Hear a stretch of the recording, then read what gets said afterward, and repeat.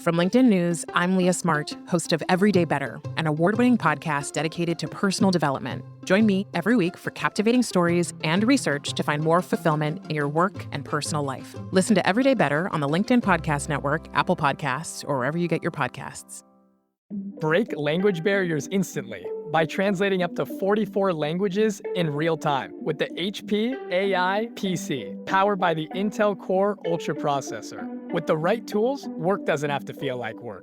Learn more at hp.com/AI PC.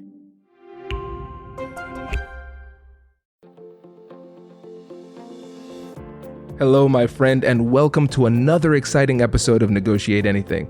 Thanks for joining us today.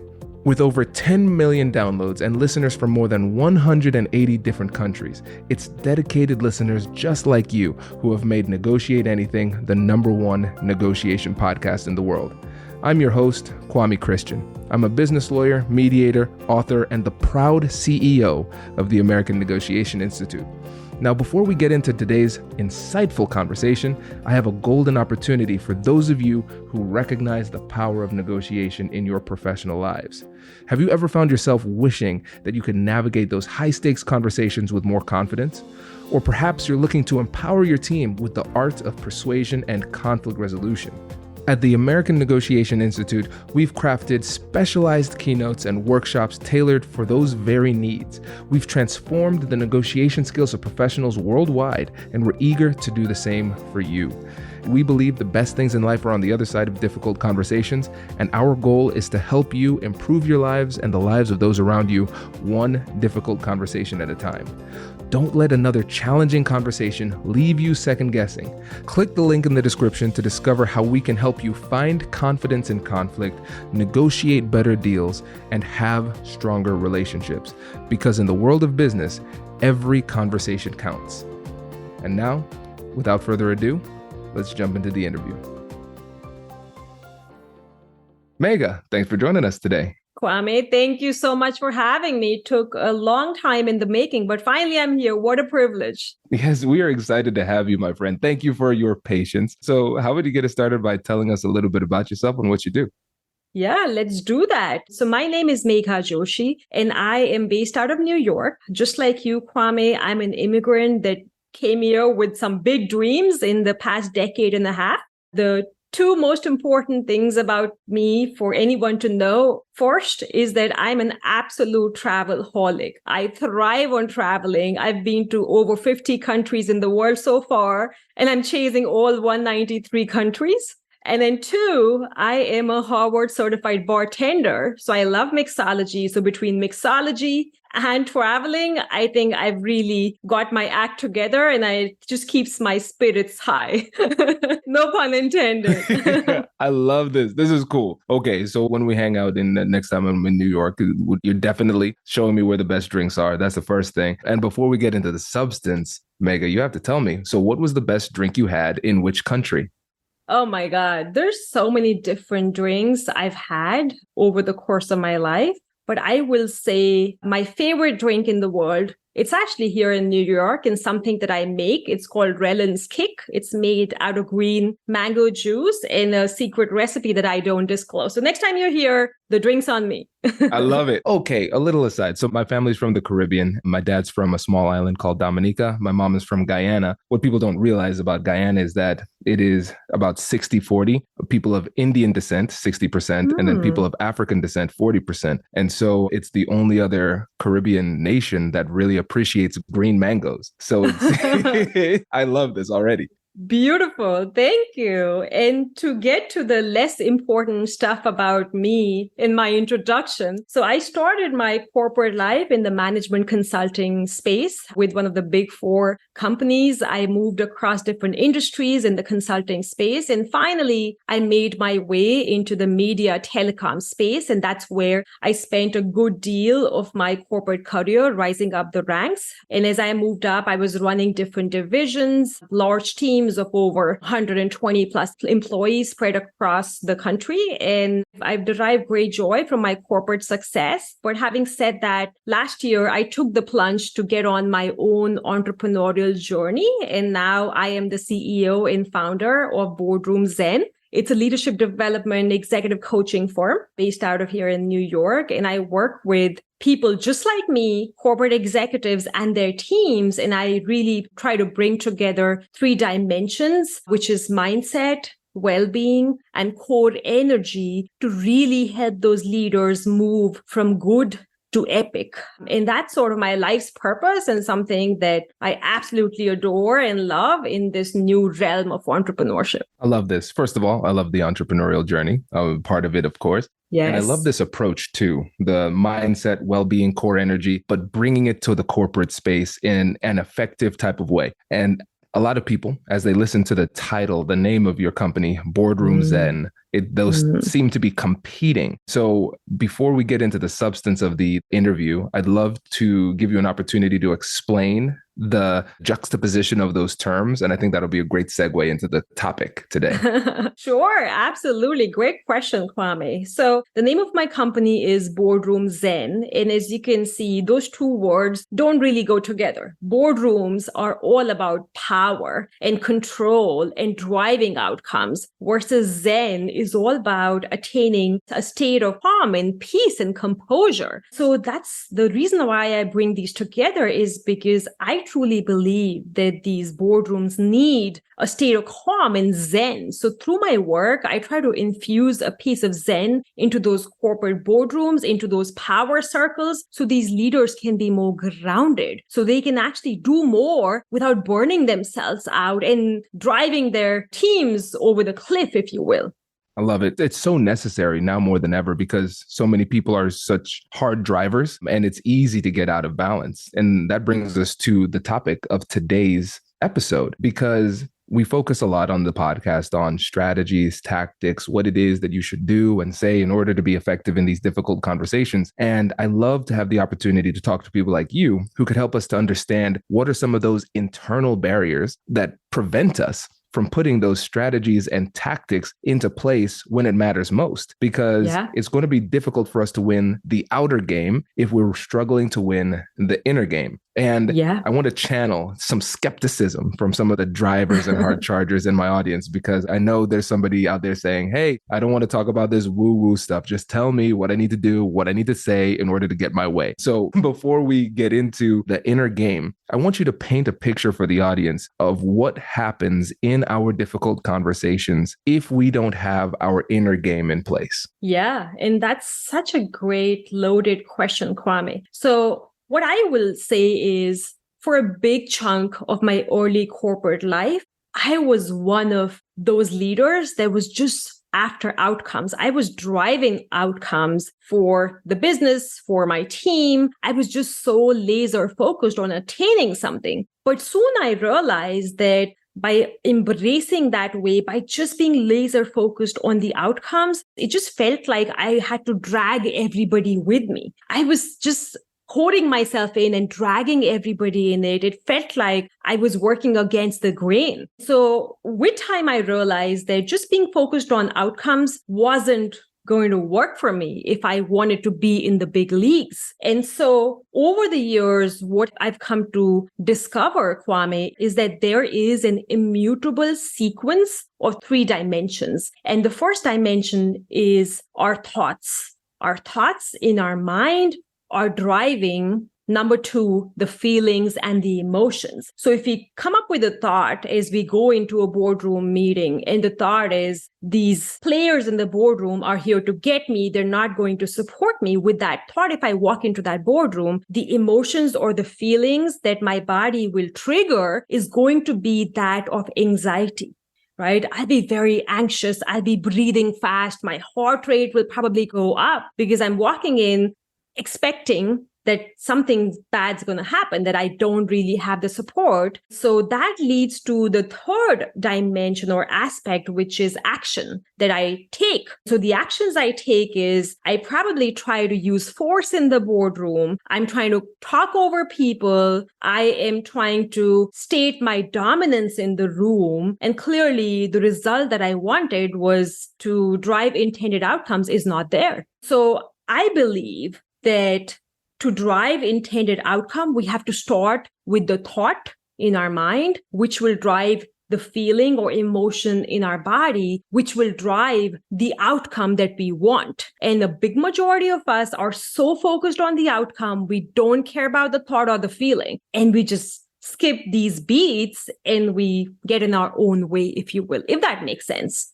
Oh, it makes a lot of sense. It makes a lot of sense because what you're realizing, you painted this picture perfectly, because the inner game, like you said, the thoughts and the feelings will prohibit us from being successful when it comes to putting the right actions into place at the right times, because we cannot be successful unless we have all of these things in action. And I think one of the things that's really interesting about this is that you're starting off with thoughts. You didn't say facts or truths. You said thoughts. And I think that's really important because the things that we think may not be true. And these false beliefs can lead to problematic emotional states, which lead to problems when it comes to executing and getting the results that we want. Yeah. And Kwame, it's really all about the stories we tell ourselves. We prove ourselves right through the stories we are constantly telling, because guess what? We are going to make those stories come true in the real world through our inner reality that we are creating in our space. Hello, my friends. Before we get back to today's episode, I want to ask you a question. Have you ever wondered how to elevate your team's negotiation game and how you can help the folks on your team have better, difficult conversations?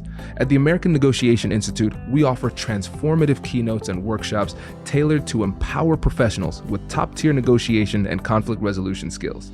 Whether it's a keynote for your next event or hands-on training for your team, we've got you covered. Don't just negotiate. Master the art with the American Negotiation Institute. Click the link in the description to find out more. Elevate, negotiate, and succeed.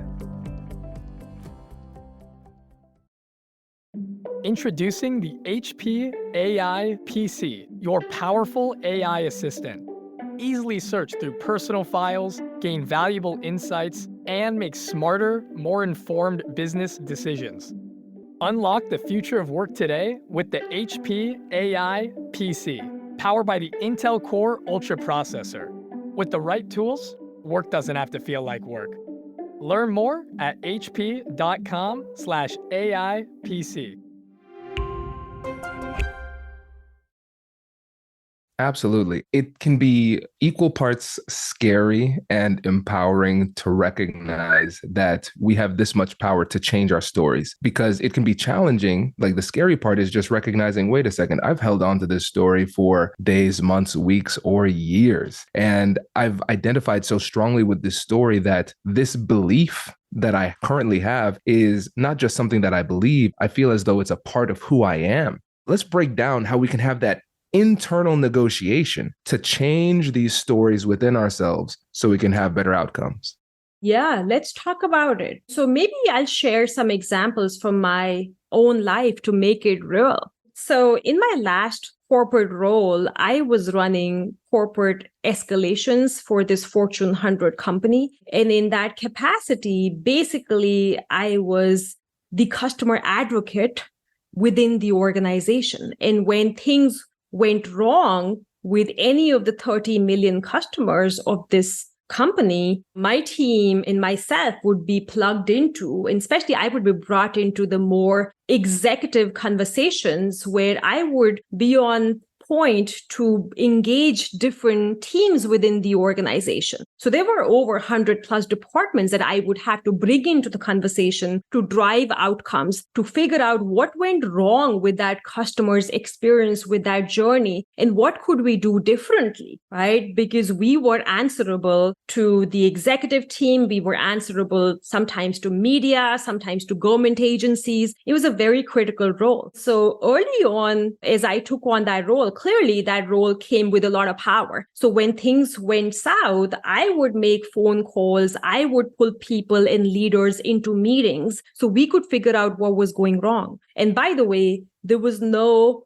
sense of time to these situations, meaning I could be picking up the phone on a weekend or a night and calling another leader because I wanted him to cooperate and give me what I needed in terms of that customer's experience, right? I wanted them to be a thought partner. So the piece I want to talk about here in terms of emotional intelligence is that one way of handling that situation is to use the power of the office, to use your title to get your way, right? So one path I had was make that phone call, let that person know who I was, and use my authority to get what I wanted out of them, which is essentially use force over others. Now, clearly that tactic works in the short term, but it's not sustainable. It's not something that drives true results. So the approach I used to take was first, be very much in tune with the emotions that I was experiencing, right? When I was making these phone calls at weird hours on a weekend or on a holiday, clearly I didn't want to make those phone calls. I mean, I had to walk away from my own personal commitment. So there was a lot going on within me internally. I wasn't in the most happy place as I made those phone calls, right? So I had to acknowledge and embrace my own emotions and my own state and come to terms with that I signed up for this job and I am here representing my customer. So I had to reframe the story in my head for myself and for the sake of the customer. And then once I got handle on my own inner state, I would also want to put myself in the shoes of the other leader that I'm probably pulling away from the dinner table or from their vacation, and recognize that as they take my phone call, they're probably going to be experiencing some of these emotions, similar emotions, right? And so by just acknowledging internally what was going on in my world and what could be going on in their world allowed me to make that phone call and address that with greater empathy. Be human, be kind, be honest, be real, and really tell that leader honestly what's going on. And here's why I need you. And by the way, I am sorry to pull you away from whatever that you were doing right now. But hey, we're in this together and we got to figure this out, right? So by having that honest conversation, by being in tune with my emotions and other person's emotion, I was able to get their buy-in and use that to bring them into this piece of problem solving, right? As opposed to them being on the other side, me being on this side, I used to bring them together so we could collaborate and figure things out. And then I would bring in more stakeholders as needed. But I see this play out a lot in the corporate world, Kwame, where we're so focused on the outcome and we don't even shy away from using power plays and authority and titles and name drops to get our way. And that doesn't work, So the answer is self-awareness of your own emotions and awareness of other people's emotions and using that to figure out a path forward. Megha, this is a masterclass.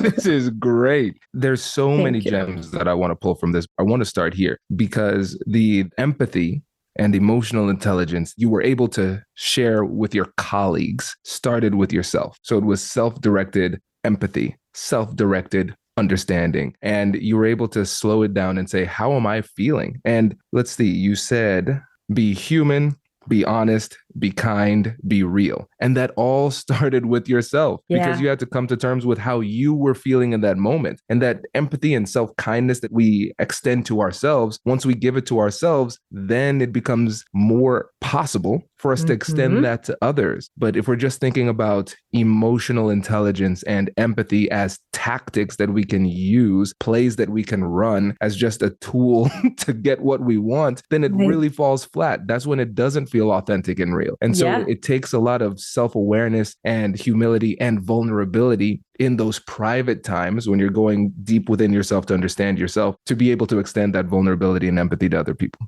Yeah, and you nailed it, right? It all starts with us. If our part is empty, how can we serve others from that empty part? So it all starts with us to begin with.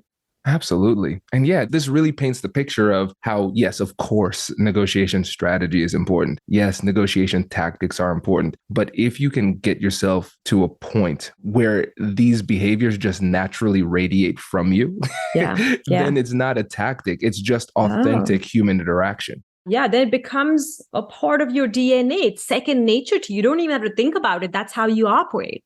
Absolutely. right? Absolutely. Yeah. And let's touch on self-worth, because this is something that you talked about in your prep. We've talked about this kind of tangentially with other guests, but we haven't really dug into this explicitly. So as it relates to self-worth in these high stakes types of conversation, what role does self-worth play?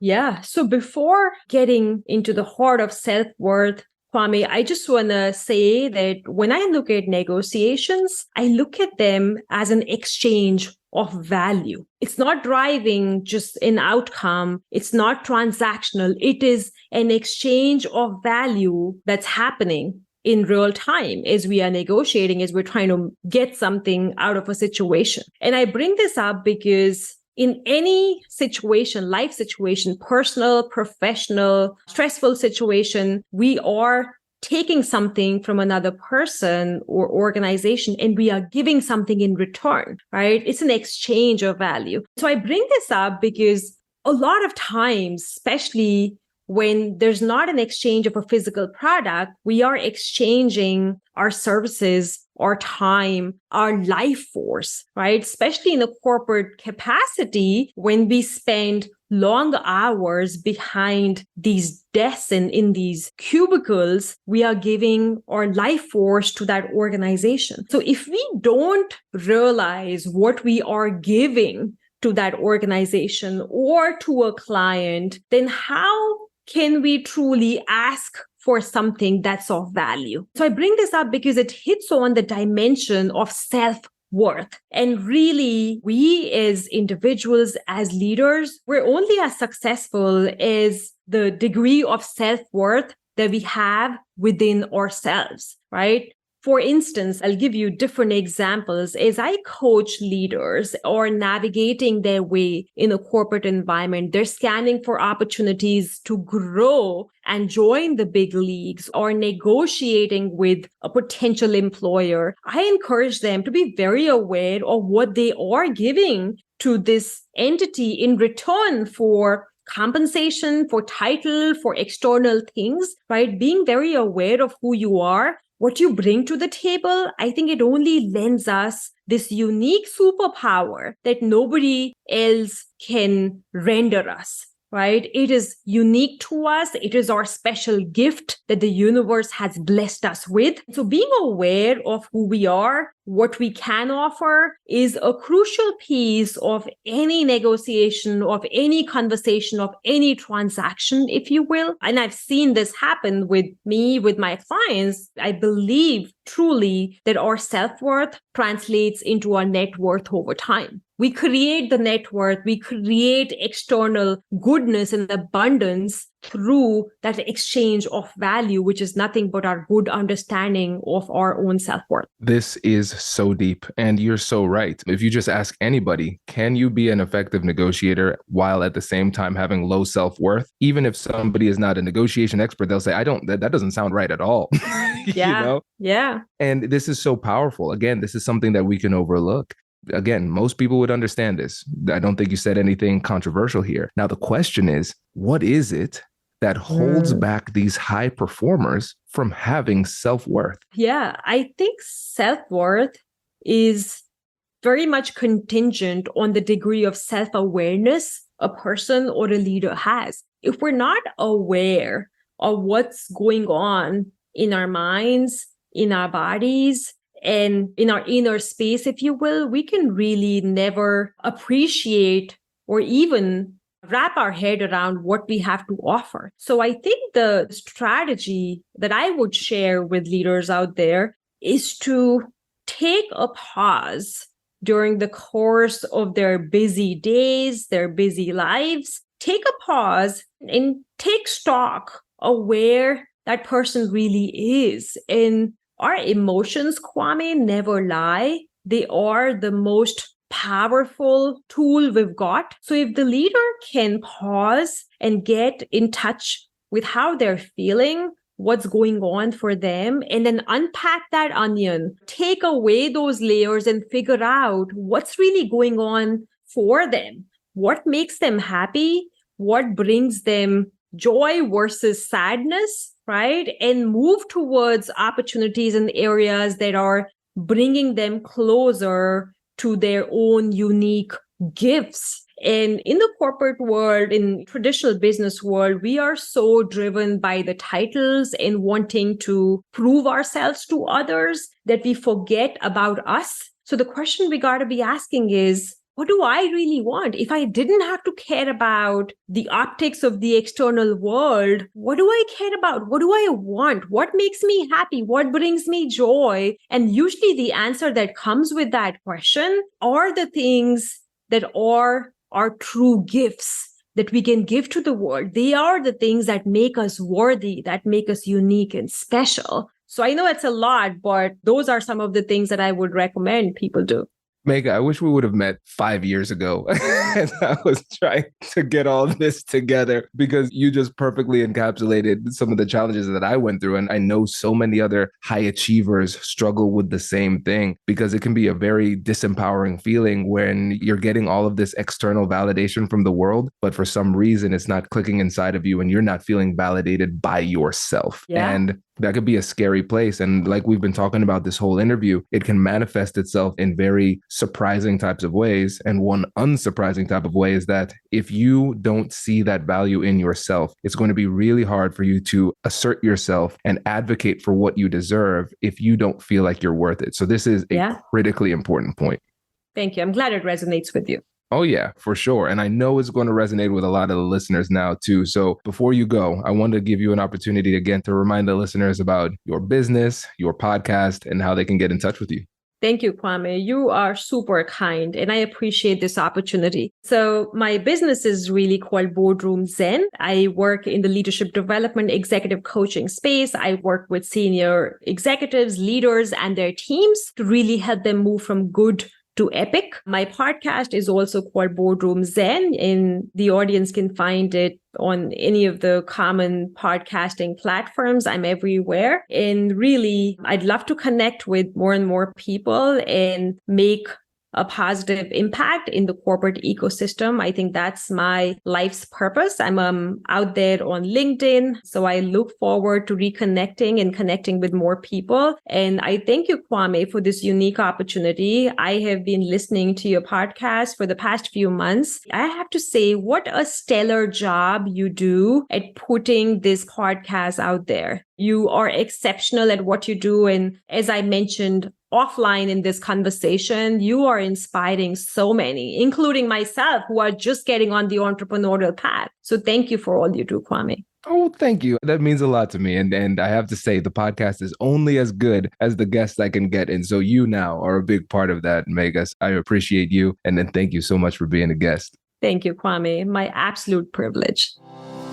Congratulations! You've just joined an elite club. By listening to a full episode, you're now officially on the Negotiate Anything team. So welcome aboard. What most team members do is they subscribe to the podcast because that allows them to automatically get the latest episodes of the show. The best things in life lie on the other side of difficult conversations. Keep learning, keep practicing, and keep getting better. Your relationships will improve, your career will soar, and you'll have the confidence you need to get the most out of these crucial conversations. Again, thank you for joining the team. We're excited to have you, and I will see you in the next episode. I'll catch you later.